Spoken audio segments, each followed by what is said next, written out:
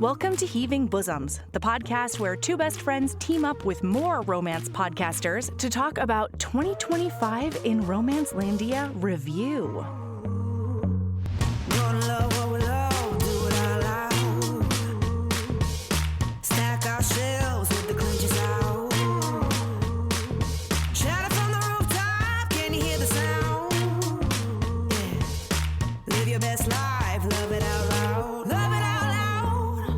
Hey HBs, this week we've got a departure from our regular format. Normally, Sabrina and I will recap a romance novel or other romance media while being super silly faces. And instead, we've teamed up with the Reading Smut podcast to do a 2025 Year in Review episode. This episode is actually incredibly serendipitous because I find myself suddenly navigating a loss in my family, and there wouldn't be an episode without this crossover having already been recorded with Mallory and Brea. I've put links to their show in the show notes, so make sure you check them out and, give them a regular listen. In future programming news, today is the last day you can send in your reading embrace via email, DM, in the spreadsheet that I have also linked in the show notes, and most other ways humans communicate with each other. You know what I mean? Remember, we do not do challenges, we do embraces. So, if you finished, great. If you forgot until right now, but want to tell us about a single book you read this year, great. If you want to use a movie, grad school reading material, or, I don't know, send an unfinished note because your stop on the train snuck up on you, great.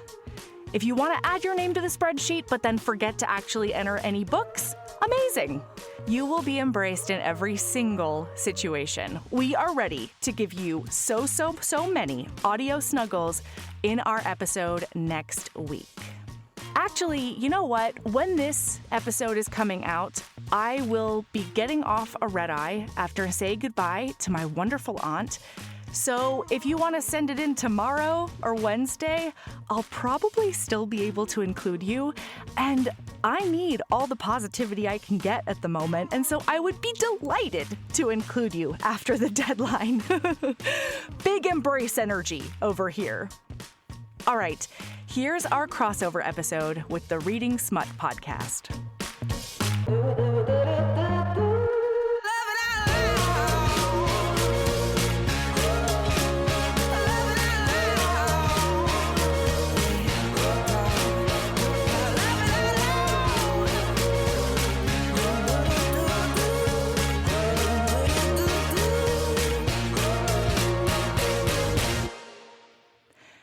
Oh my gosh, we're crossing streams. We're so excited about it. Happening, which means something very different in the smut world, I will say.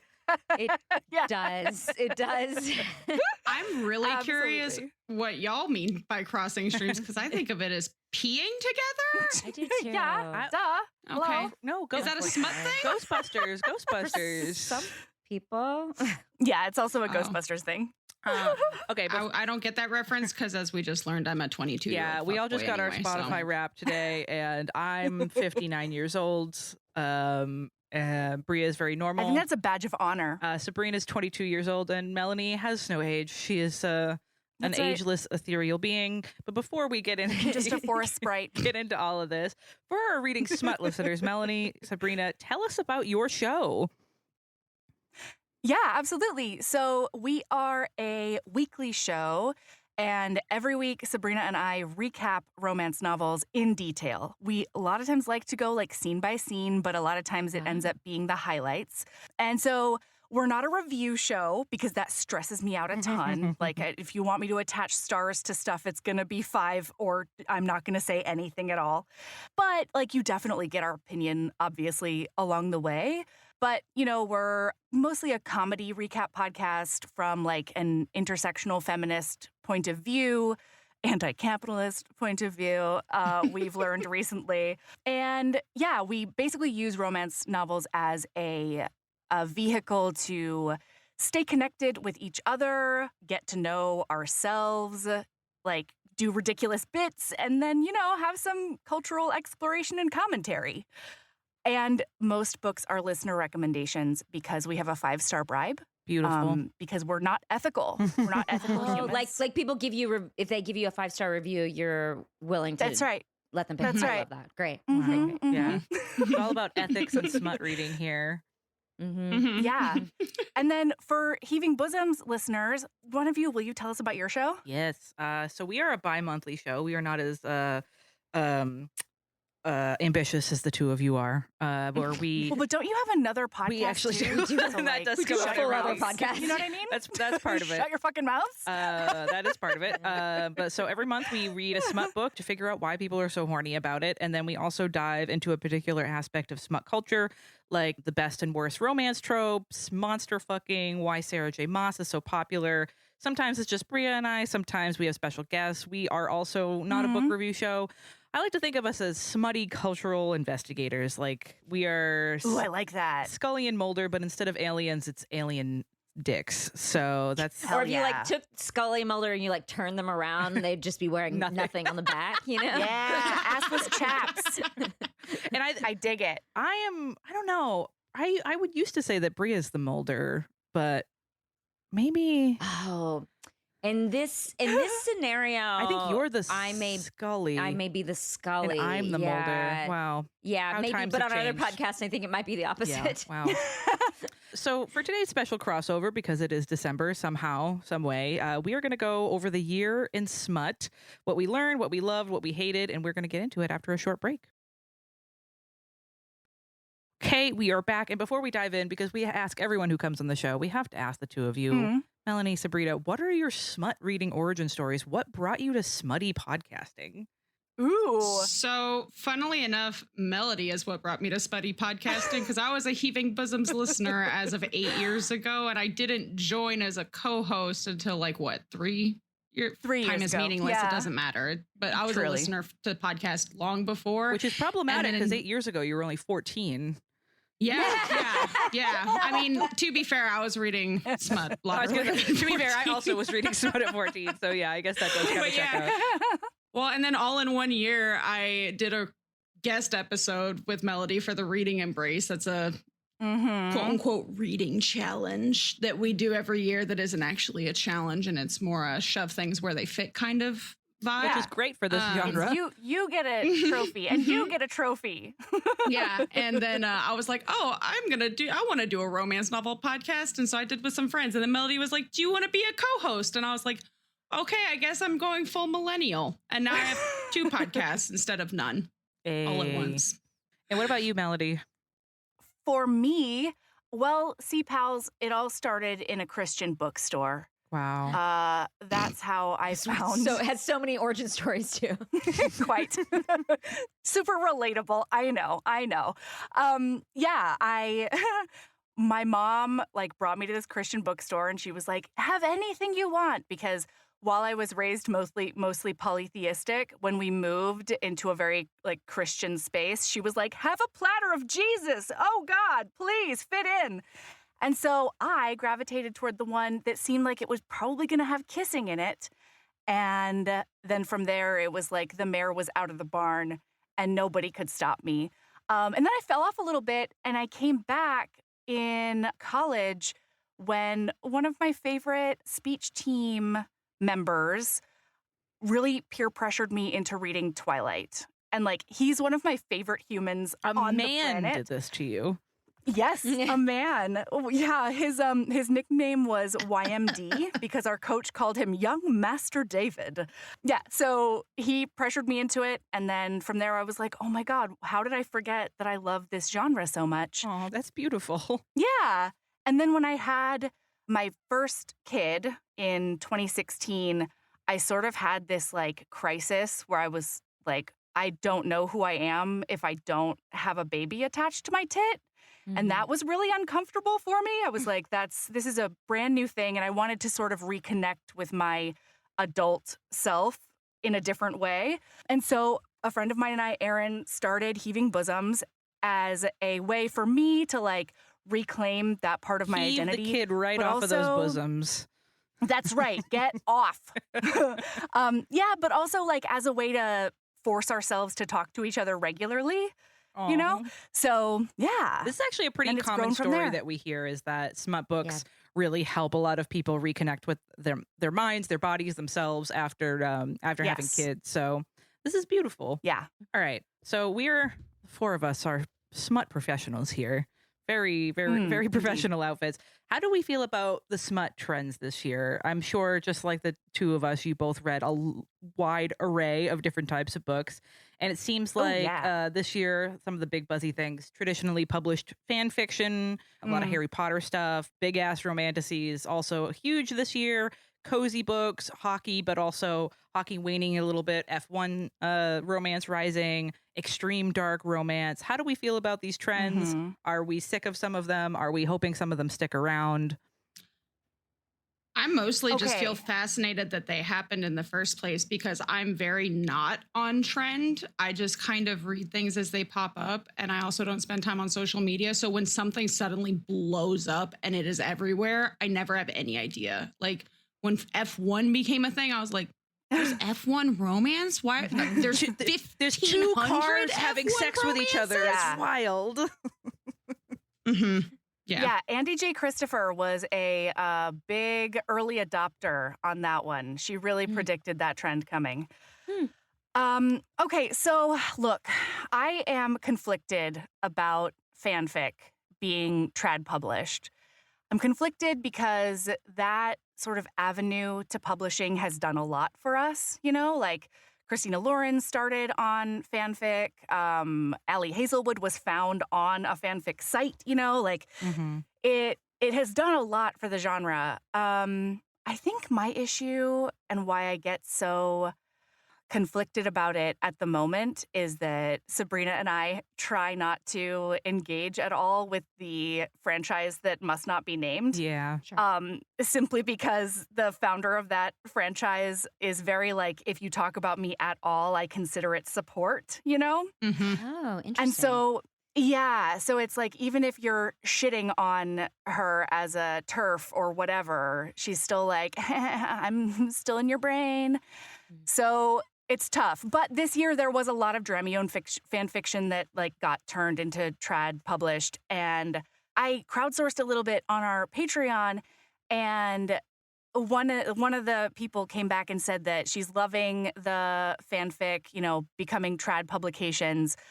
And but she's wondering like why and what's coming next. Like which fan fiction is going to be coming next. And I'm pretty curious about that too. I actually have some interesting ideas about that. But I mean, as Ooh. first thing I do want to say, I don't think it's going to stop. As an author, publishing is No, it's not. such a fucking just absolute dumpster fire right now that Yeah. traditionally public fan fiction is so easy for publishing because you find something that's already popular and already has a massive fan base, and you don't have to do that much to it. As we've seen with some of these books because it's such a crapshoot. Some of these books are amazing, and some of these books are like, oh, no, an editor did not look at this at all. Like a lot of the work involved in publishing is you don't have to do with a book that already exists. So I don't think it's going to stop. But Melody, just like you, I am very interested to see I think the question for me is what's the next big piece of IP that's going to be coming down the pipeline?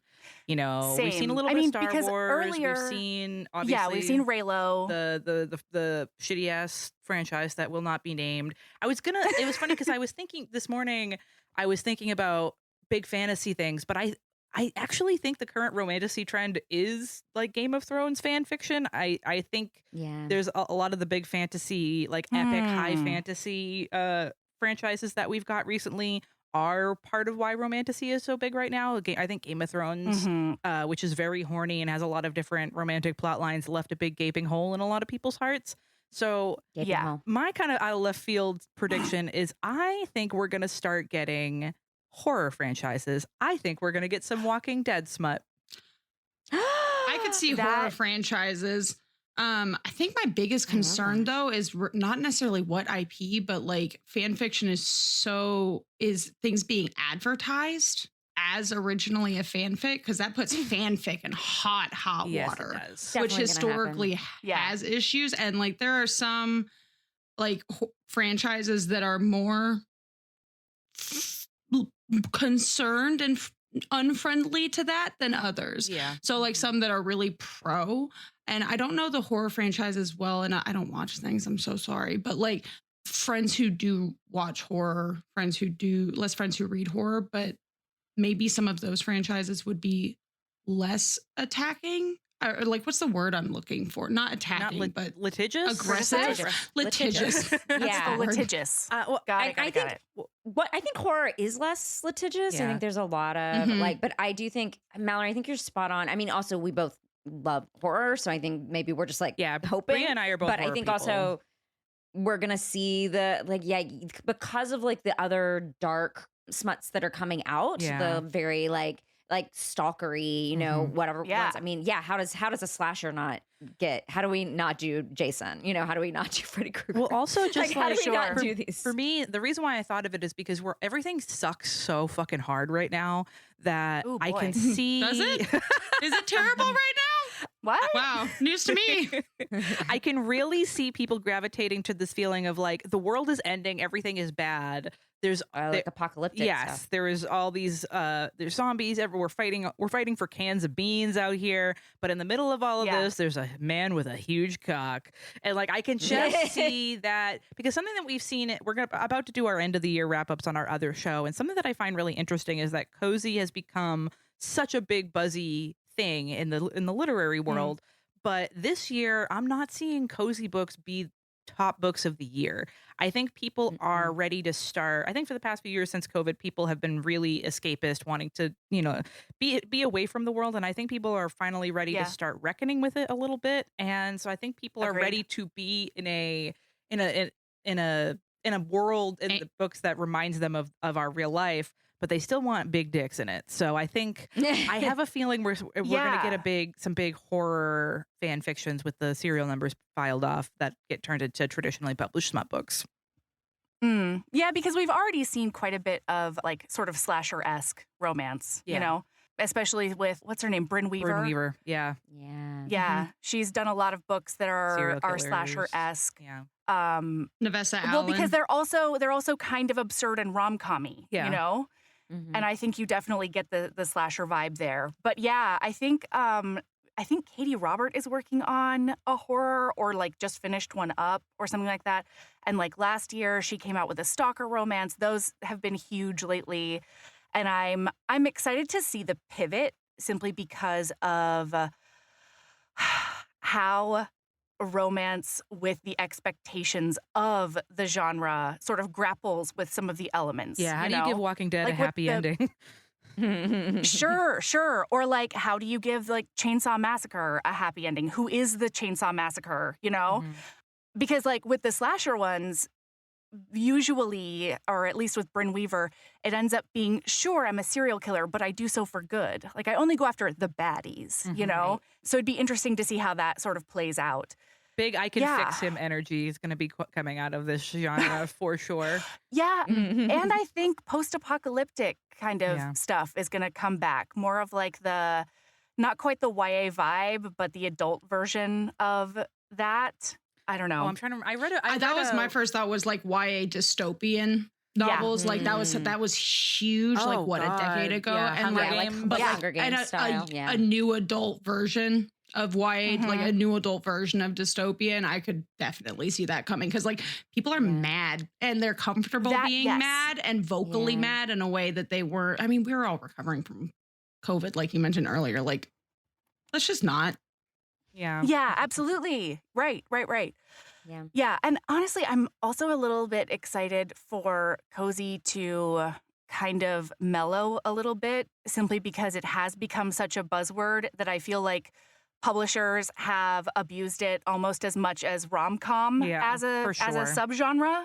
Like, what is cozy? Nobody fucking knows. Yeah. It could be the really, I'm building a coffee shop kind of vibe with romantasy elements. Or it can be like Kim Lemming. I think I said this in my email to you maybe, but Kimberly Lemming is often looked at as cozy, and like there's so much murder in all of her books. Truly it's just a fantasy that's any funny. of her books. Like, yeah, they're just funny, and so they give you like that warm, fuzzy feeling in a different way, and somehow she ends up lumped in with cozy. So yeah, I think we all need to get on the same page with that, or pivot more. I think the market got flooded with cozy, and we haven't had a really big, because like when House in the Cerulean Sea came out a few years ago, that was, I think, sort of the big explosion of it. But I think we haven't had a really big cozy book in a bit. So I think my thing about both cozy and romantasy is I think this year we're starting to see them finally settle into permanent places in the publishing industry. Like by next year, I don't think they're going to be buzzy. They're just like, they're a subgenre now. I mean, I think Bria, I sent you a photo were we in Scotland? I was somewhere, and like there was just a romantasy section of the bookstore now. Like not an end cap, not a sales promotional place. It was just like a permanent section of the bookstore. And I think that's kind of where we're landing with some of these. Like I think romantasy is just here to say, cozy's just here to say. Do we ever think there'll be an end cap just for smut? Yeah. Of course. I think there already are. There's already lots of end caps. Like I see them even in like small rural southern towns that I end up in, living in the deep South. I'll see like if it's a dedicated bookstore, there's going to be a end cap that's for smut, or like what are we reading? And there's a lot of romance on there in a way that I don't remember seeing when I was growing up. Yeah, for sure. Yeah. Well, and I love the fact that you brought up, or we brought up earlier, that it seems like people are ready to get their escapism with a side of weapons kind of a situation, especially in romantasy, because I feel like there's been a shift in romance in general. And probably, I mean, it might also just be like my ecosystem, but the aspirational part of romance, the aspirational element, I think is shifting quite a bit away from capitalism. So instead of it being like a billionaire and that being his identity and his talent and what he brings to the table, I feel like the aspirational elements are getting a greater focus on like overcoming obstacles, toppling regimes, good versus evil kind of a situation. Not just fucking a hot guy with a big dick. This is what I'm saying. Who's very, very rich. Yeah. Exactly. Yeah. Yeah. And I mean, I think that's one of the biggest hallmarks of the romance genre in general, even back in the 80s, is like the female perspective, or like the woman main character being, unless it's not hetero, you know what I mean? But it's that idea that like she is the main character, she's the one with agency, she's driving the train, and I feel like a lot of readers are especially looking for that right now. I also think that it's a big thing that up until recently, the escapist aspect of things was being cozy, being taken care of, not having to worry about things. And now the escapist fantasy is fighting somebody being able to bigger than you and worse than you and winning. Yes. Yeah, for sure. Yeah, that's huge. All right. So I don't think that there's going to be a decrease in like extreme wealth representation in romance. I don't think there ever will be. I think that part of it is just because of like the narrative convenience of it, instead of it being like the aspiration of the reader. Does that make sense? Yes, for sure. I hope so. I hope that's what it is. Yeah, Bria and I are both very anti-billionaire romance. So same. But it's also big in film right now. Yeah. Like I think that it's like there's definitely a fascination with wealth. I think just because we're living in such disparate times when it comes to wealth. Yes. Yeah. So what I feel like a big part of that, just one last thing, is that it gets rid of, you don't have to worry about a whole lot of plot holes. You don't have to wonder how they afforded to get from place to place and everything like that. So it's just, it's going to stay just because it's convenient. They don't have jobs. They don't have to go anywhere. Yes. So what do we think about sports romance? Obviously, hockey. It's interesting because I feel like hockey was starting to wane, and then now Heated Rivalry has come out, and hockey is shot right back up. Which I have very, we did Heated Rivalry on our show. I'm a big hockey fan. I have very complicated, interesting feelings about. F1 is rising. We had a past guest of our show, Alyssa Morris, was talking about how a big part of the rise of F1 is the wealth in that sport, which I think is ties into what we were just talking about. What do we think maybe is the next sport that is going to explode in this genre? What kind of Can I athletes are tell you a people going to want to dream fuck? of mine? Can I hope that it's competitive swimming?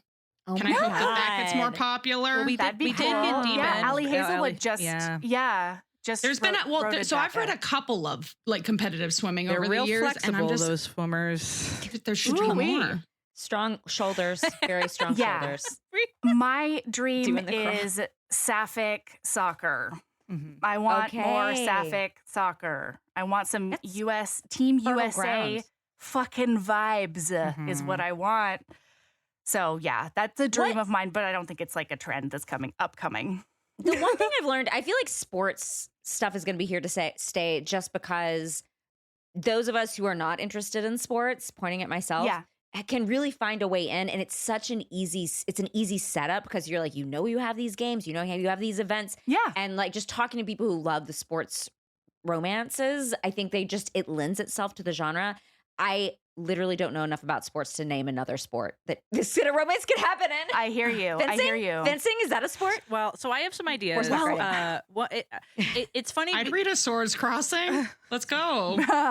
It's funny because we started doing the show this year, and I just got lucky. It just so happened I'm a huge hockey fan, so I was like, oh wow, I started tracking the hockey smut trend. Not from the smut side, but from the hockey side. And I saw it coming down the bend. I don't give a shit about almost any other sport. So I don't feel super qualified. One thing I do feel qualified to talk about though is my other sport, which is weightlifting. And I've starting to see a big rise. I mean, almost every female friend I have that is over 40 is like, Mallory, please tell me, where do I get protein? Teach me how to squat. Yeah. Like I've been a power lifter for years now. And I think there's going to be a rise of women looking for their protagonists in these genres to not be, oh, he could fit his hands around my waist. Like, Absolutely. I think we're going to see people who, like, I just see a really big rise in female weightlifting, and just like women wanting to feel stronger in general is probably because we are all training for the apocalypse, like we were talking about earlier. Yeah. And I think, Yeah. I'm hoping this is a little bit of wishful thinking because I like my female protagonists to be big beefcakes, and I don't get a lot of Ooh, it. same. But I think that we're going to start seeing, even if it's not a sports romance, a more sporty female protagonists that are strong, that can physically take care of themselves. That's my little kind of wishful thinking, but also I do think there's something to it, and I think we're going to see that coming down the pipeline a little bit. Well, one thing that I love about that is so a few years ago, it became much more, we had this movement for like, we need fat characters. We need more body diversity. We need all of that. And I've loved seeing the fat characters that we've gotten in the last few years.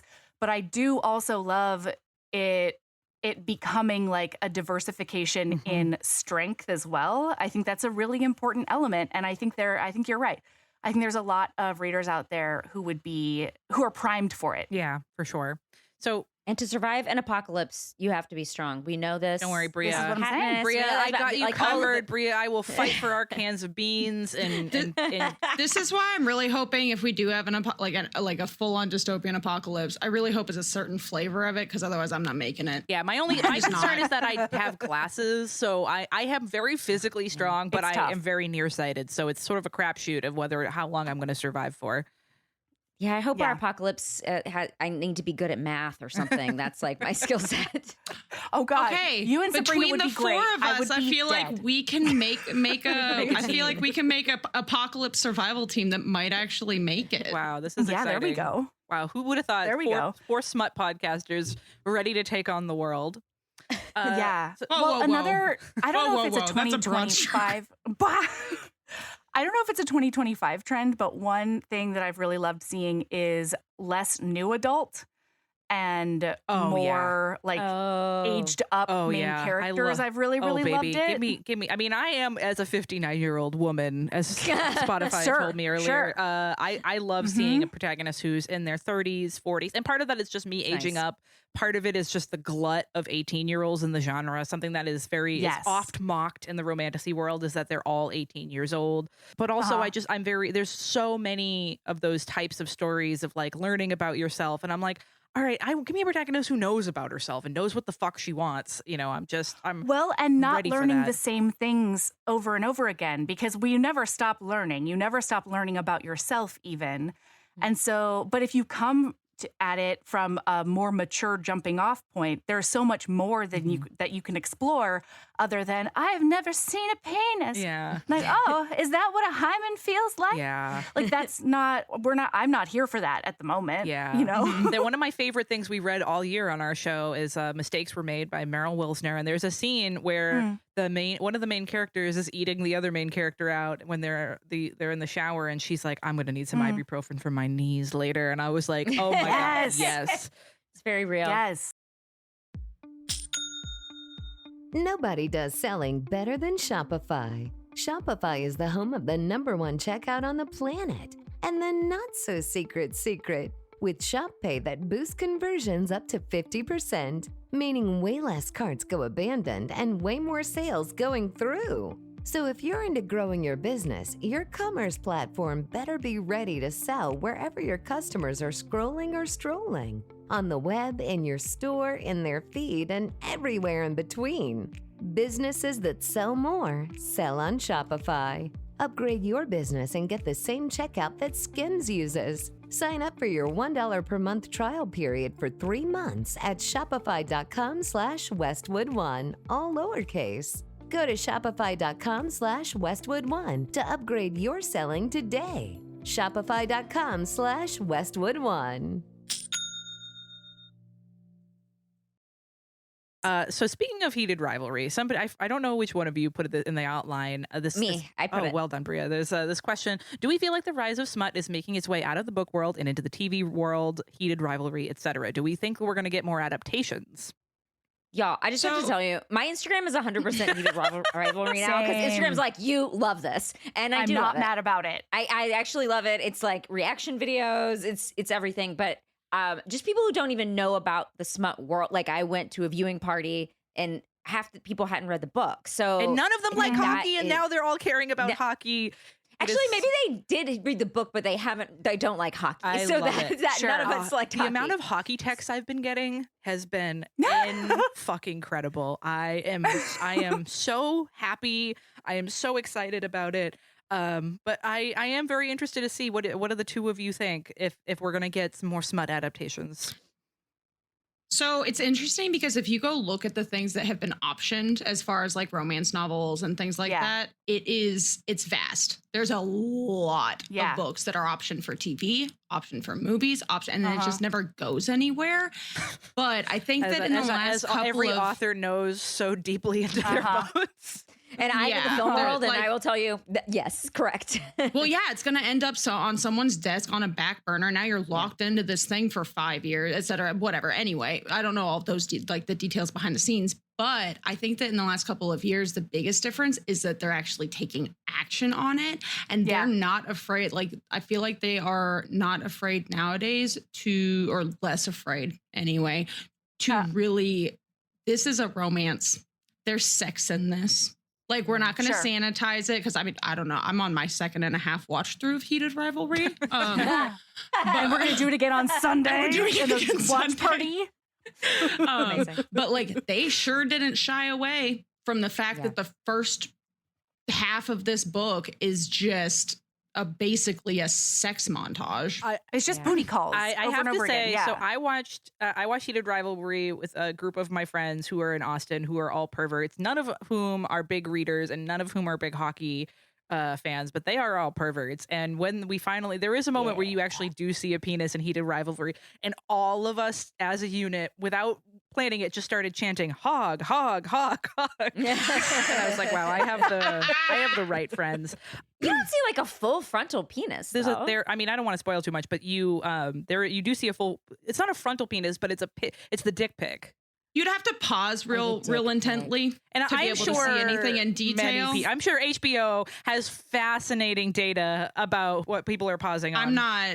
I'm not cool enough for that. I'm way too chaotic when it comes to watching. I'm not skilled enough to get that half second. But I feel like HB Mary could definitely make a gif of it if we chose to have Yeah. one. Someone's already made a gift. Oh. Someone's made Yeah. a gift, I'm sure. I think So, my question is, Oh, yeah. I think for many years being in the film industry, there has been like a real allergy to sex Yes. in film. Yeah, And it's but something we I talk have about a on lot our of show. meetings, people are like, we want to bring back the erotic thriller. Like people keep trying to do that.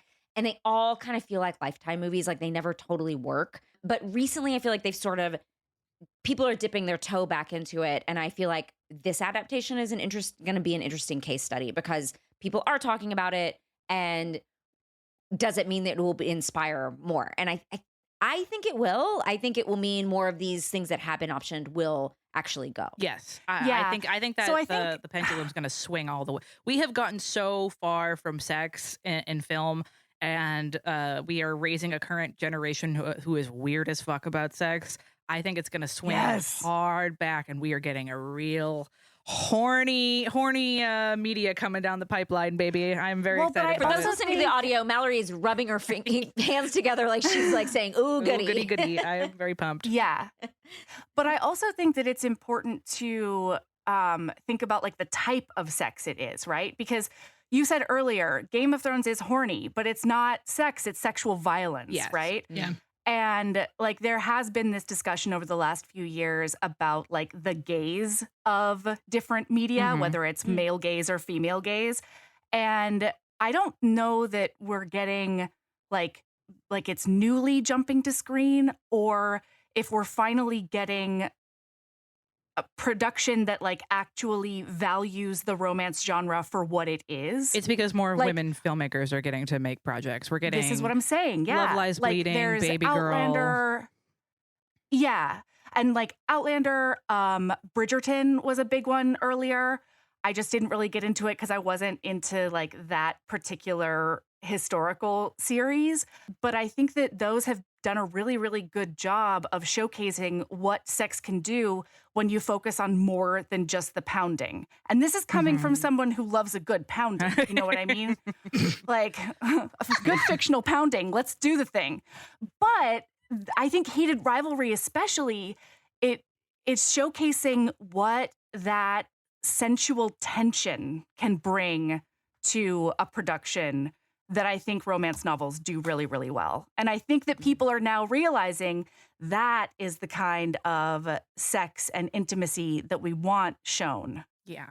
Well, and I think it's more. really interesting. Heated Rivalry is just a great example. Is a lot of the romances that have been brought to screen, I find, are the ones that focus on the emotional connection firsthand. And so I'm really curious to see how this gets handled. Because as of right now, awesome, hot. It's following the book beat for beat. They're doing a great job. But that transition from like, I think they're doing okay so far, but we're only 2 episodes in Yeah. of making it clear that there is there's something Yeah. beyond just sex happening. Well, yeah. And Bria, I think, I don't remember exactly what you said that pinged my brain just now, but with like, there's been a lot of different adaptations that have happened and are still happening that end up being sort of Lifetime or Hallmark movies. In that, yes, they are romance book adaptations, but they end up being incredibly neutered. Mhm. Whereas I think now production people are willing to go there more. Mhm. I don't know. I'm thinking about Virgin River, and next year, I guess the CW is coming out with a bunch of different Harlequin romance novels, but I don't really trust the CW to do it the way I want. Those Yeah, books I to think be it all done, depends you know? on who's doing it. You know, I don't think you can do that stuff on Yeah. Hallmark Network. I say this as someone who watched Adventures in Birding, which is a adaptation of Birding with Benefits. You know, you just don't get to do that kind of stuff, but you can do it on HBO. So, Right. Well, and like they're doing an Emily Henry, I think, on Netflix. yeah, People We Meet on And Vacation is Netflix coming has out very been- soon. Yeah. I just figured that out today when I was when I was researching this. It's crazy. I just found out, and I'm very excited because I think that's my favorite Emily Henry book. Thank you for sharing. Really? Is it Uh-huh. spicy, Sabrina? Listen, Is it? I okay, read it's not that our like level of 7. I spicy. read that like 700 and 800 books Okay. ago. I Yeah, can't fair. possibly tell you. There's I hear nothing you. that sticks out in my mind, but I also just read a ton of nerding, you know? So No, like, I know. So before we move on to the next Yeah. part, I do want to say, I think it's very interesting that romantasy has become such a phenomenon just in the literary world. And I do think that we are going to get some sort of Sarah J. Maas adaptation. And when that happens, the cultural impact it is going to have is going to be like a meteor. It is going to be absolutely fucking bananas. It's going to be like a Game of Thrones. Yes, 100%. Mm-hmm. So before we move on, any last trends that we would like to see coming in 2026? What do we want to see coming in 2020? Okay. I have a few. All right. One of them, I want more deranged golden retrievers. Okay. I want golden retrievers. Okay, we've only but been in doing the dark show for a little while, romance. but so I literally was like, the dog? Okay, I got it. My brain had to switch. Go ahead. Okay.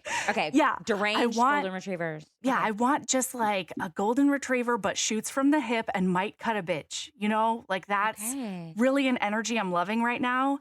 And I always talk about romance as like a means to get to know yourself and broaden your horizons in a really, really safe space, you know, a safe space of your own mind. And so the other thing that I really want, and this is niche, I don't know that we're going to really get it, but what I really want is more Trojan horse romance for evangelical Christian girls as like a get out of there vehicle. Okay. You know? Oh, Yeah. like they meet someone who comes in. Describe No. Trojan horse. Tell me what. So You mean like a book uh, that seems like it's fine, but it's actually smut and Yes. teenage Oh, girls get. I got it. I'm sorry.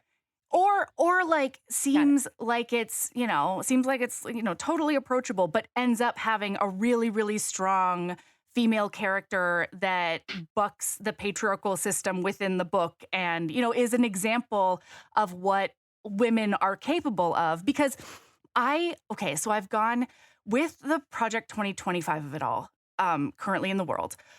I've gone especially down into like a Christian hypocrisy rabbit hole. And I've recently learned that although on the podcast, we've talked for a long time about like, how is there a 20-year-old girl getting married in a historical romance for the first time and has no idea what goes into what, or if anything like actually connects. But because of this recent rabbit hole, I've learned that that is also true for a shockingly large subset of American girls right now in 2025. Like they do not know what their bodies do. Mm-hmm. They do not know what sex is. They do not engage with it. And they're basically told that like that is dirty unless it's under your husband, your husband's purview. Mm-hmm. And it's more of a duty than anything else. So I don't know. I'm just worried for all those girls and I want to figure out ways to get them out of there. And I think that one way is just like really bland looking romance or like a romantasy. Beautiful. I think is a good way to do it too. As long as it doesn't have witchcraft or something, Sabrina, what do you think? What know is what I a mean? trend you want to see coming down the pipe? I think it's hilarious that you mentioned Trojan horse because I was going to say Rome? less often like done retellings, like mythological retellings. So we recently did a Hades and Persephone retelling on Heaving Bosoms that was, oh my God, Melanie and I we loved it. Feral. It was so good. Receiver of then- many is what it Yeah. was. Mm. Thank Wow. you. I couldn't remember what it was called. Thank you so much. Great title. And I loved it. It was great, but I want more. And what really prompted that is Demeter and like hearing more of her backstory. I was like, man, I could totally get behind some more niche retellings that just don't really get the limelight because they're less common. I like that. Yeah. Also, would love, I don't know if it's a trend or just like a personal request into the universe, but I want more like big authors, like big, really that cross demographics, those kind of authors to write way more niche elements from the romance genre that a lot of people don't know. Like Allie Hazelwood with Bride and Mate. I couldn't believe how many people didn't know what knotting was. And then I was like, You're the people knot, don't live baby. in my brain. 2025, you're the knot. That's what they say. I wouldn't Mallory, be what about you? upset about that. Mallory, what about you? What tropes are you? What I'm hoping for Yeah. are two big things. One that I see in our Discord a lot. People, we need some more queer romantasy. We really need queer romantasy. We need queer monster fucking. We're not getting enough of that. People Yep. are hungry for it. And Yes. personally, the thing that I would like to see, some big boys. I like a big boy, so I notice it a lot. But I'm going to say something kind of a hot take here. It doesn't feel like body positivity to me when I see a plus-sized female protagonist and the male protagonist is like a cut hot man. Just as shredded Because as normal. it's great to see the representation, but to me that is still saying, hey, this is the type of body that is most valued and you deserve it. There's something that feels weird about it to me, and like I like seeing a hot man, but I like a thick boy, and I want to see that. Yeah. I want to read about him. Like, I don't always need to wash my clothes on somebody's stomach. I want to cuddle. I want someone to feel nice in bed. a thick thigh. A nice I thick want some thigh. big quads. I want some bellies. And it's interesting because it is something that women there was just that viral interview with Ellie Fannick talking about how horny she is about Jack Black. Where the fuck are the Jack Blacks on? Where are the Jack Blacks? On romance novel covers? Because I want them. I want these hairy, big, short kings given to me. And that I don't know if that's coming down the pipeline, but that's really what I'm hoping for. And what about you, Bria? Yeah. What do you want to see? I don't know if I have anything to add. I feel like y'all have covered a lot here. I have two more. Okay, Melody, because I'm gonna let you take the floor. I'm I'm a gonna let you greedy take the floor. gremlin. I really want Say more gremlins? interracial You want romance. gremlins? Is that what you No. want? I mean, actually, Maybe. I'm not. I opposed to wouldn't it. say no to a gremlin. Yeah, I'd give a gremlin a look, shot. Speaking of you short know? kings. Yes. No, I want more interracial romance of like different races together, especially like again with the Heritage Foundation of it all. And then I want more queer romps. I don't care the subgenre. I don't care if it's romantasy, if it's hockey, if it's whatever. I just want queer joy on the page. And if it could be sapphic, that would be extra great. Beautiful. Before we finish discussing the year in smut, we're going to take a quick break. Nobody does selling better than Shopify. Shopify is the home of the #1 checkout on the planet. And the not-so-secret secret, with Shop Pay that boosts conversions up to 50%, meaning way less carts go abandoned and way more sales going through. So if you're into growing your business, your commerce platform better be ready to sell wherever your customers are scrolling or strolling. On the web, in your store, in their feed, and everywhere in between. Businesses that sell more sell on Shopify. Upgrade your business and get the same checkout that Skims uses. Sign up for your $1 per month trial period for 3 months at shopify.com/Westwood1, all lowercase. Go to shopify.com/Westwood1 to upgrade your selling today. Shopify.com/Westwood1. Okay, we are back. And so, as professional smut podcasters, what did we learn about smut readers this year? Was there anything surprising? Was there anything beautiful? What do we learn? I have one if no one has anything. Both Bria and I are ready to go. Go Yeah, I for mean, it. I will say that we started our show this year, and the one thing I think we both learned is that they're ravenous, and there are a lot of people reading these books that are not talking about it. So when we tell people we started the show, it's like I joined a little secret club of smut readers, and everyone wants to talk about it, and it starts to feel like therapy talking about it with your friends and people that don't even know that well. And I think, like we've been saying, a lot of people are learning a lot about themselves. They're taking a break from their stressful lives. They're learning to have a little bit of fun again through these books. Is sort of what we've learned in doing this show. That's obviously a very basic thing, but I think just for us as like newbie podcasters in this genre, it's been really surprising to me how many people are responding to it. What's been really interesting for me because Brie and I have very different smut reading backgrounds. It's been something that I've liked for a really long time, but I have not felt like I've been part of the smut community.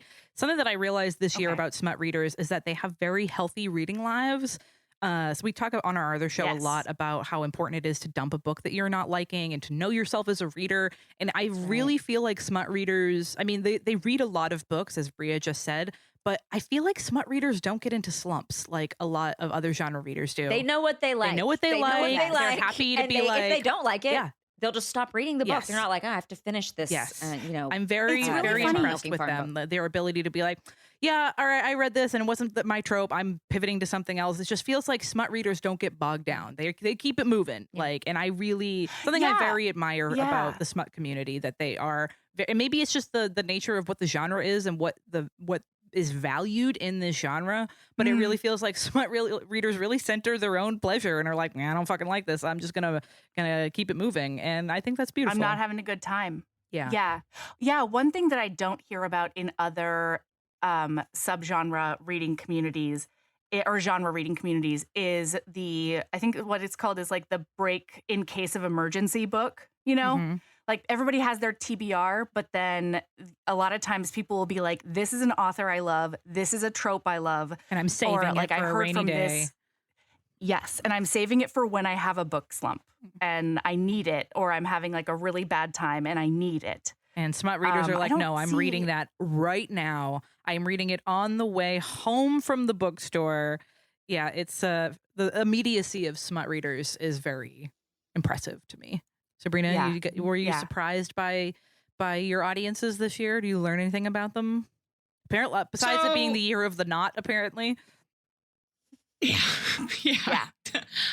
So it's more so, I think the thing that fascinates me most in the last year, and I guess the last couple of years, I'm going to say go by the last couple of years, because I read exclusively romance. Like that is the only thing I read. And so hearing other people's idea, it's not so much my surprise at romance readers, but other people's understanding of romance readers changing. Because, the reaction of people now when I say I have a romance novel podcast and I read 300 to 400 romance novels a year is much Mhm. different now than it was 3 or 4 years Mhm. ago. Yeah. For Yeah, 100%. agreed. Yeah, people are really dropping a lot of the internalized misogyny that I think fuels a lot of the disdain for the romance genre in general. But like, yeah, when Heaving Bosom started, there was only one other romance novel podcast, Smart Bitches. That was it. And then And we were the look at next the world one, and then now. after that, yeah, there's been a deluge, and it's wonderful. So many of these books are getting so much more attention. It's wonderful. It's a beautiful thing. Mhm. Well, speaking of, all right, so what are some of our favorite books we read this year? Even if they're not 2025 releases, Bria, do you have a favorite book that you read on our show? I'm such a noob. So, I mean, we've read like 8 books. So that's kind of all that I've read. We read more than More that. than that. We started in February, so at least 11. I think I'm still like figuring out what I'm liking in some Mhm. ways, but we read Priest, which I actually ended up really liking as one of the first books we did. I also loved Bull Moon Rising. I loved the world building. I thought that was really fun. I think the whole thing is I've been really surprised by a lot of the storytelling and surprised by what I'm like, oh, I kind of like this. I'm kind of into this. Like it's just been a real eye-opening. A lot of it's been very eye-opening. Mallory, and you've read books that we didn't do on the show. Yeah, Do I you have read ones that you I read a didn't lot do on of the show? extracurricular smut just because I like the Yeah. genre. I mean, of the books Yeah. that we covered, I think Mistakes Were Made was probably my favorite. I really, really liked it. Off the show, my favorite was probably What Fury Brings by Trisha Levenseller, which is a romantic. I haven't read that yet. It's on my list. I would sleep with this book in my bed if it wasn't uncomfortable. Like it's one of my favorite books of the Yeah. year. Spoiler for our other show, because it's a big physically strong woman. It's a romantasy book that takes place in a matriarchal society that's completely flipped, and like the Hot. opening is like, oh, can you imagine that the country next door has a king? They're so hysterical. I can't imagine a man Mhm. running a country. It's like it's a really interesting look at gender, but it's also what I love is like a lot of physically strong women. The sex is really Mhm. I don't want to spoil too much, but it's very unique. It's dynamics that I don't see a lot in the genre. And I loved it. And I really hope we see more of it. Cause I know it's doing well. It got a really fancy edition, which I sprung for. So Nice. it's definitely my favorite smut of the year. What about you, Melody? What's your Ooh, favorite? We might have to add that to the list, You Sabrina. should. It is. Yeah. I'm Yeah. so sorry. I have a terrible short-term memory, and I already don't remember the name. What of the Fury brings. I got this. It's fine. book. Awesome. Thank you. Yeah. So I am terrible at the favorites game. Everybody knows it. But I will say that there are two kind of like subgenres that I've been really, really into this year in particular. And they've been on and off the podcast. One of them are, like I said earlier, queer romps.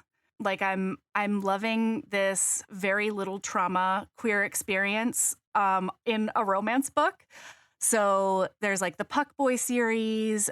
We read the Relic series, which is gay dinosaur shifters. Fucking magical, okay? They're just delightful.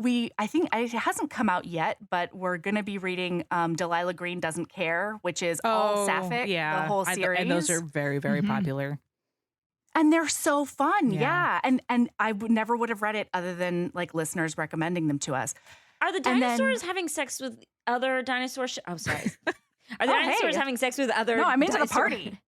Sorry, Sorry Why does that? for audio listeners. We have a special Riverside extension that every time we talk about dinosaur sex, balloons That come gives me out. balloons. Balloons. Yeah. Are they having sex with other dinosaurs or with humans? They're having sex as humans with humans. Okay, got it. Copy. But That we makes get a sense. lot Except of when dinosaur they're having antics. sex as humans with another dinosaur as a human, you know? Where Yeah. they're doing dino flirting, where they're like, Oh my God, they flirt let as me get dinosaurs? this, let me attack this plane for To a you. human. Oh, To a look at that. human. No, Yeah, no, being both like, I'm gonna- dinosaurs. Two dinosaurs. Both of them, yeah. Got it. Okay. Or the dinosaur being like, look at that perfect human. I'm going to show them like what a great nest I can build. And that's my courting. You know, it's so good. I think we're missing and a lot then- of that in society. So I'm. We are not building enough Agreed. nests. If you ask me, that You No should one has read ever the quoted me manga by Which is then. funny because it's something I talk courted about me on by our show building a this. lot. I mean, you're not seeing dinosaurs with dirty towels, okay? They're That's right. making beautiful nests. So That's what I'm saying. Yeah, they know what counts. And then the other side is very, very dark. One of the wider releases that I really loved this year was The Bone King and the Starling by Elizabeth Stevens. There is torture on page. He is a legitimate psychopath. It is fantastic. That book is Um, how I realized that Melody is a bloodthirsty little creature in a way that I did not previously. I mean, that's what's fun about And smut then- podcasting is you really get to know your co-host on a level that maybe nobody else in the world knows. Yes, absolutely. Yeah, and then Lights Out by Nevessa Ellen. I think we Everyone covered keeps this year. saying that to us. Oh, I've got It's it. I have it on our So list. good. You have it? Yeah. We should do We should it. do It's delightful.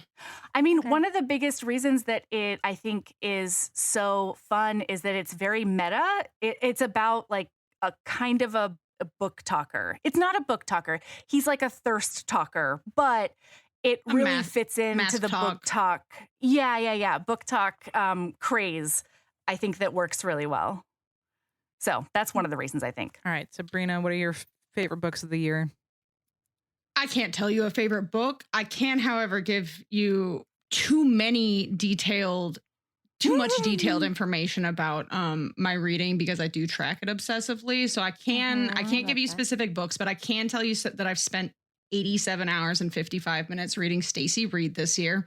Yeah. And she's my number one. I've read 30 of her Great. books this year. We went down Oh a my historical God. rabbit hole. Yeah. And it was a Yeah, problem. I had never heard of her before. I'd and then never one of our heard of her. listeners blessed and cursed us with the recommendation. Thank David. you, HB David. Go fuck yourself.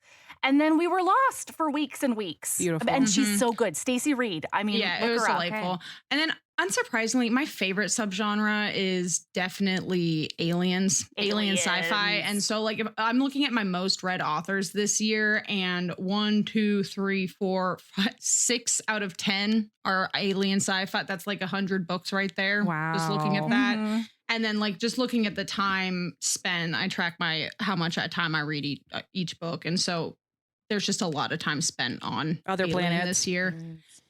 Yeah, which like makes sense. Space. The I don't greater wanna- universe. Beautiful. Okay. Like sci-fi's always been my favorite subgenre, and it's just I'm always pretty happy to be somewhere other than this planet, you know?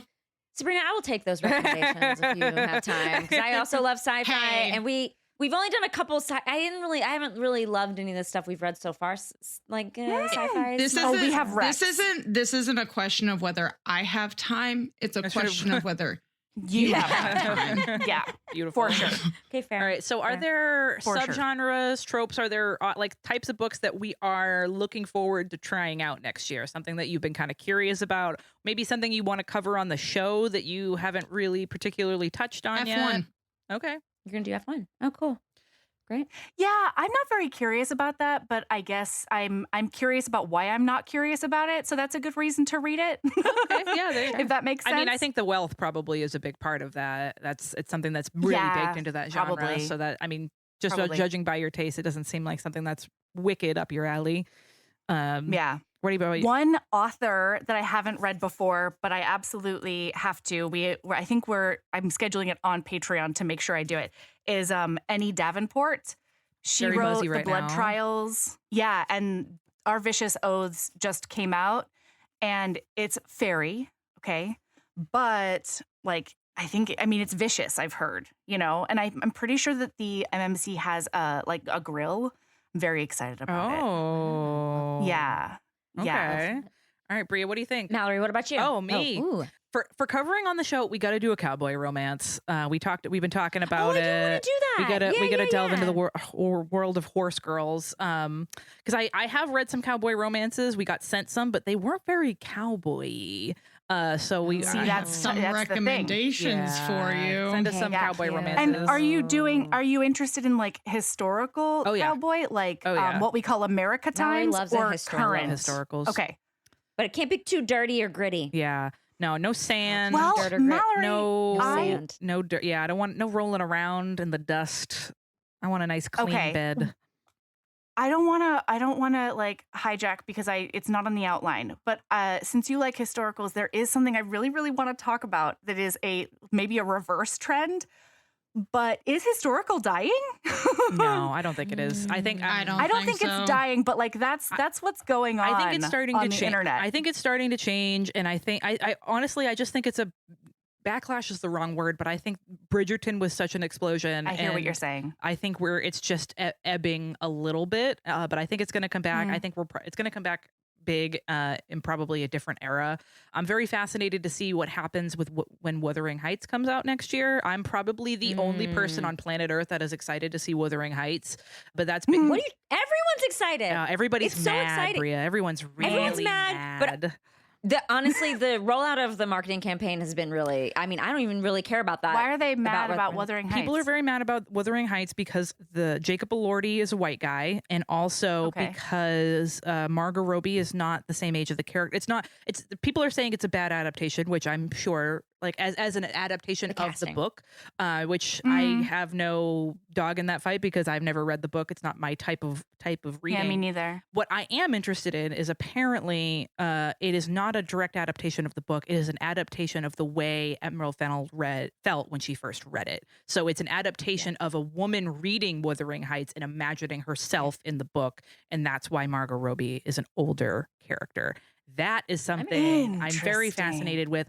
But I think I'm very interested to see if that movie becomes big, if it touches on the world of historicals. I just think people are maybe a little Bridgertoned out right now, and we're just going to get a different time period coming forward that is like Sabrina, you were saying earlier, it could be Roman. We just got that the Stacia something. We were something big Roman romantasy, if you will, book that just came out.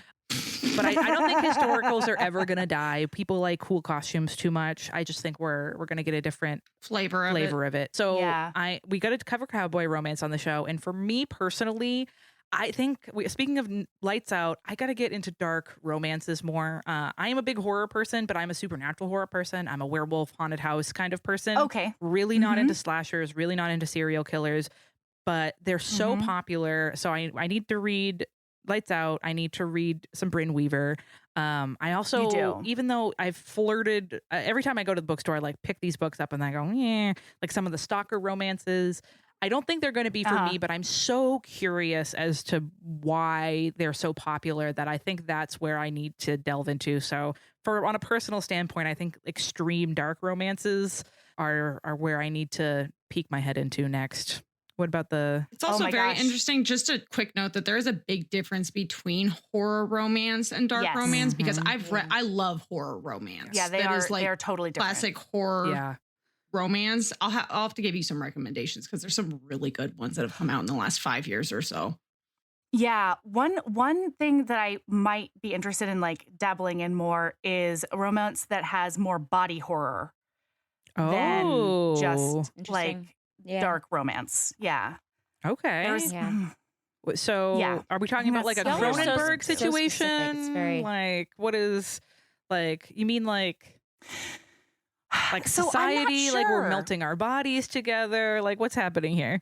What are you envisioning? Are we growing limbs? Yeah. one of the Extra books, holes? Ooh. extra holes. There we go. Ooh. That's some zombie romance. Okay. One that I've heard is really good that I consider sort of a mashup between monster and body horror is Someone You Can Build a Nest In. Oh, Bria I loves read it. that. Because Oh my God, Yeah. it's so good. It was Yeah, really yeah, yeah. sweet. I liked it. yeah, It's not very smutty, but it is really good. right.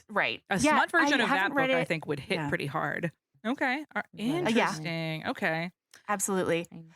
But then, Harley LaRue, Mm-hmm. I think Mhm. dabbles with that a little bit. Mhm. At least she has in the past. So I don't know. More of that vibe, Okay. I think, is All right. what I want to get into. I think we have a lot of y'all have a lot of recommendations to give us. Yeah. And Our bodies. Oh my our God, minds yes. are a big ready. smut filled year to look forward to next year. All right. Do we have any Mhm. final thoughts on 2025? The reading of this year, things we're happy.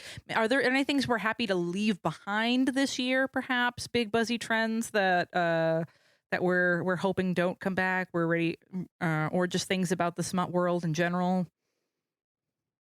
I'm sick of a teeny tiny heroine. Yeah. Mm. I can't. As a substantial lady, I'm pretty done with the teeny tiny heroine. Yeah.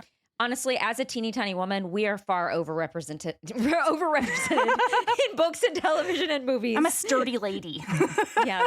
Yeah, and it's not even necessarily just sturdy. I'd love some more tall characters. Yeah, Oh. sure. Yeah. Mhm. Yeah, that we love. I mean, again, I've talked about this, how much I love a big lady. Yeah, I'm excited to have. It's funny. I know how it's pronounced, but in my mind, I always say Dramamine. I know that's not the name of the ship. It's Oh, I see. but Yeah. maybe that's what I'm going to Yeah, start yeah, yeah. calling it, so it doesn't flag anybody looking for the IP. I like it. I'm really ready to leave that to start to be done romanticizing that IP. Mhm. I hope that's something. It's been very interesting to watch because there was one of those books that was marketed as a fan fiction and one of them that was not, and Mhm. I think that contributed to one getting a big backlash and the other one not getting as much. So yeah, I'm just ready for the thing that breaks my heart is that with the show coming out, I know it's not going to stop, but I would like to see some other. I don't, as like I said, I don't think fan fiction is going to stop coming down the pipeline in traditional publishing. I'd like to see something else. I'd like to leave those behind. And the thing that I think I'd like us as a community to leave behind in 2025 is stop being so fucking weird to authors and to hockey players and to audiobook narrators. Truly. No, you're So many right. people They are people. I get it. We're all feral from being inside and COVID. And I understand that this particularly is a genre where it is hard to parse out boundaries of what is and what is not appropriate. But like, go outside for a little bit, I mean- okay? Like, Yeah, touch You grass. know what? I don't know. I think I have to push back on this a little bit because I feel like romance should be the genre where you Consent, yeah, fair understand enough. where boundaries does. are. yeah. Like, Yeah. let's Like- stop yelling at authors for things. Let's stop touching audiobook narrators. Let's stop being fucking weird at Yes. hockey players because you're into hockey romance. We really need Yeah. to redomesticate ourselves, I Yeah. guess. Sure. That is Well, something. it's also I mean, work that's on one those of the things- parasocial relationships Yes. in Right. general with all of these real people. Like also separating yourself from the characters you're reading about. Yes. Yeah. Like on our podcast, we'll comment all like, couldn't be me. Yeah. But by God, I love these messy bitches. Yeah. Like Yeah. you don't have to see yourself. You do not That's have true. to be in this book for it to be a good book. And on top of that, you don't have to bring real people into it. Like Right. this is not them. Yeah. Yep. That's This right. is I mean, I not- think that's one of the reasons I've been so extra happy with the heated rivalry content that I've been seeing, because it has been, as far as I've seen, so respectful of the two leads. They really are treated as the actors, you know, I haven't seen a ton of like objectification of Hudson Williams or Connor Story in the greater content creation surrounding that show. And it's been really, really nice. Yeah, that I love to mhm. see it. I think, like I said, I think we're going to get a really big romantasy adaptation this year, and we're going to get a ton of new smut readers, which I think is amazing. But I think that we all need to take it upon ourselves as good members of the smut community to be like, hey, don't be fucking weird. Well, Bring back boundaries. welcome. Bring back Yes, bring back boundaries. boundaries. Welcome to our wonderful community, but don't be a fucking creep, okay? And Yes. Mhm. so yeah, that's something I'd like to leave behind in 2025. But I'm really excited for 2026. I love doing the show. I love being part of this community. I'm very excited to see what new Same. subgenres pop up, to try new things. And it's been nice. We feel very welcomed in the community. Yeah. Like it's been it's Good. been really nice to go to have like an entirely new genre to get to explore publicly. It's been fun. That's awesome. And I do I actually love it. to end on a nice note. I was really worried when we started this show because I even Yeah. told Bria when we first started, I was like, we're going to get some fucking weird ass emails, Bria. And we don't. They've all been really nice. People are so Mostly. nice. We have not gotten it. Yeah. And I'm knocking on wood because I know I'm going to check our inbox and there's going to be something weird the second I say this. But I thought people were going to be really weird about Bria and I, especially Bria and I talking about the things that we talk about on this show, sharing things about our our preferences in this genre. I thought we were going to get some Mhm. real fucking weirdos, and not a single one. I have been Yeah. shocked. So I've been pleasantly surprised, and I think as more and more smut readers join this community, I'm hoping to continue to be pleasantly surprised at how respectful and normal and well-adjusted Yeah. readers are. And how community minded for Mhm. sure. Mhm. Like Mhm. that's those are my favorite emails to get, is like, you know, the podcast got me through Yeah. this hard time, you know, or people discovering new subgenres or seeing themselves represented for the first time. We've had a couple of trans listeners Yeah, we have a bunch. write in. Yeah, just Mhm. being like, I'm finally seeing myself on the page, and that's incredible. And I'm wondering, I don't know, because, you know, smut, romance in general gets sort of looked down on as porn, right? And I think that's not true, but I think there's something to the fact that we don't get emails like that, because at the end of the day, even if it's a really, really spicy romance, and even if you literally get off to what's written on the page, it's like the experience of reading romance is more of an exploration of humanity and connection, Yeah. you know? And that's what I see. That's what I see reflected in those emails. It's like most of what people are talking about is the way that they're connecting. Yeah, because I mean, porn I think we've still been starved exists. for You that. can just go Mhm. to Pornhub if you are looking for Yeah. that experience. But you have to be looking for at least something else if you are reading these books. Also, it takes so Yeah. much more Well, time. because there's this conflation if you're not within the community of romance and erotica, And they are erotica. yeah, they're different. very different. They are Mhm. different. Yeah. Like what you think For sure. what you think we're reading is just nothing but erotica, and they're like erotica has its time, erotica has its place, but that's not. I mean, if it is all you read, hey, you know what? Good for Yeah. you. I support you, but also like that's not what a lot of us are reading. Yeah. 300 books a year for. A lot of books. A lot of books. A lot of erotica if you did. Bria, final thoughts as someone very new to this world after almost a No, year of smut podcasting? No, I feel like I said that I feel like it's been a really welcoming. I appreciate all the podcasters that have like helped us along the way. And been supportive, and the community that's sprung up, and like it's just been really nice getting the emails from people that are responding to the show. Love the Uh-huh. podcast. Thanks for being the best listeners. We really appreciate all of you. Seriously. Sabrina, Melody, where can we find both of you online? Where's the best place to support your show? Tell us all about it. Well, we have a social media manager now, and so you can find us on all the places because Sabrina and I individually are not on any places for the most part.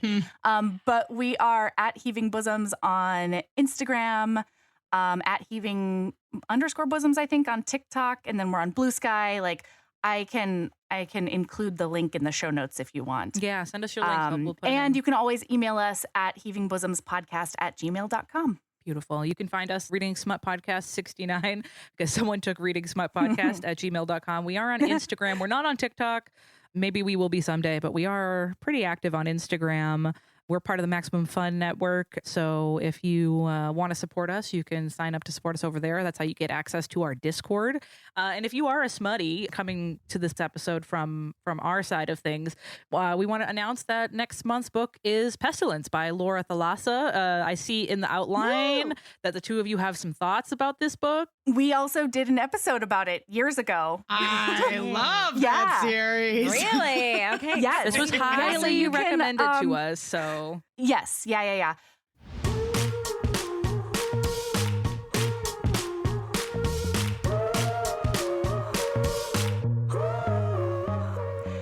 Thank you for listening. Next week, we'll be back with our annual Reading Embrace episode. Heaving Bosoms is produced by us, Melody Carlisle and Sabrina Bradley. Editing is done by me, Melody Carlisle. Our theme music is by the incredible singer-songwriter Brittany Fonts, and our art is by the ultra-talented author Kate Pryor.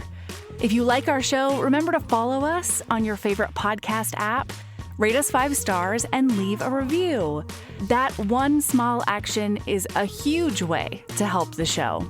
If you want to get in touch with us for advertising inquiries or anything else, you can email us at heavingbosomspodcast@gmail.com. If you want more of us, visit patreon.com/heavingbosomspodcast. You can also find us on Instagram at Heaving Bosoms, on TikTok at Heaving_Bosoms, and in our Facebook group, the Heaving Bosoms Geriatric Friendship Cult. See you next week.